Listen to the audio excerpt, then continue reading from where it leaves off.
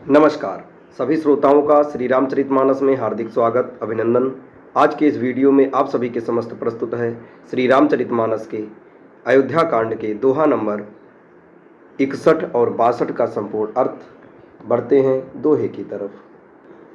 पिता भवन उत्सव परम, जौ प्रभु आयसु होई, तो मैं जाऊं कृपायतन, सादर देखन सोई। हे प्रभु, मेरे पिता के घर बहुत बड़ा उत्सव है।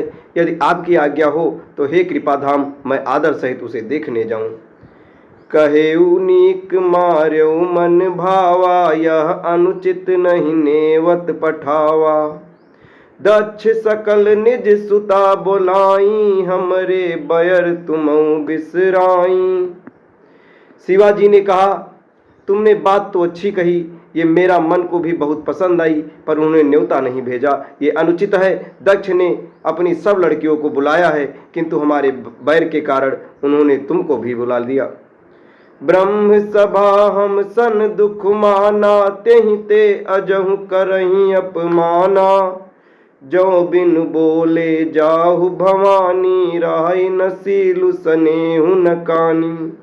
एक बार ब्रह्मा की सभा में हमसे अप्रसन्न हो गए थे, उसी से वे अब भी हमारा अपमान करते हैं। हे भवानी, जो तुम बिना बुलाए जाओगी तो न सील स्नेह ही रहेगा और न मान मर्यादा ही रहेगी। जदपि मित्र प्रभु पितु गुरु गेहा, जाय बिन बोलैन संदेहा। तदपि विरोध मान जहाँ कोई, तहाँ गए कल्याण न होई। यद्यपि इसमें संदेह नहीं कि मित्र, स्वामी, पिता और गुरु के घर बिना बुलाए भी जाना चाहिए, तो भी जहाँ कोई विरोध मानता हो उसके घर जाने से कल्याण नहीं होता। भांति अनेक शंभु समझावा, भावी बस न ज्ञानूर आवा। कह प्रभु जाहु जो बिनहि बुलाए, नहीं भली बात हमारे भाए। शिव जी ने बहुत प्रकार से समझाया, पर होनहार व सती के हृदय में बोध नहीं हुआ। फिर शिव जी ने कहा कि यदि बिना बुलाए जाओगी तो हमारा और हमारी ये समझ में भी अच्छी बात न होगी। कही देखा हर जतन बहु, रहाई न दक्ष कुमारी। दिए मुख्य गण संग तब, विदा कीन्ह त्रिपुरारी। शिव जी ने बहुत प्रकार से कहकर देख लिया, किंतु जब सती जी किसी प्रकार भी नहीं रुकी, तब त्रिपुरारी महादेव जी ने अपने मुख्य गणों को साथ देकर उनको विदा कर दिया।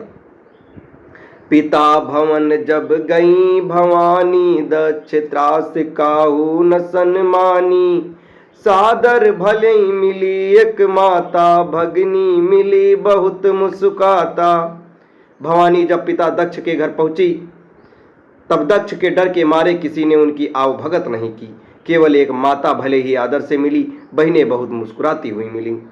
दक्ष न कछु पूछी कुशलाता, सतहि बिलो की जरे सब गाता। सती जाई देखऊ तब जागा, कतहु न दीख शंभु कर भागा। दक्ष ने तो उनकी कुछ कुशल तक नहीं पूछी, सीता जी को देखकर उल्टे उनके सारे अंग जल उठे।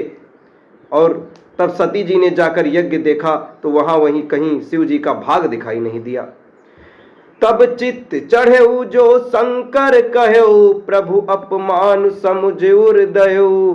पाछिल दुख न हृदय अस व्यापा, अजस ये भयऊ महापरितापा। तब शिव जी ने जो कहा था वह उनकी समझ में आया। स्वामी जी का अपमान समझकर सती का हृदय जल उठा।